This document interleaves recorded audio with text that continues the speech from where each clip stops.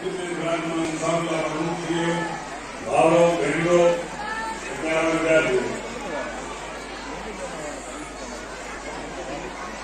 general panchayat की स्थापना आज को 50 साल की पंचायत जो उद्देश्य એટલો રહ્યો કે સિંધન સાં અન્યાય નથી પહેલી જ્ઞાતિઓ અને સંતી સમાજો અન્યાય નથી 100 मौके 2 बार बना कॉलेज तक पहुंचना होया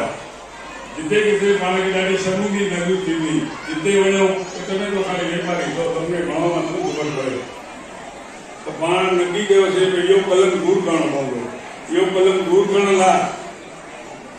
તો રાતો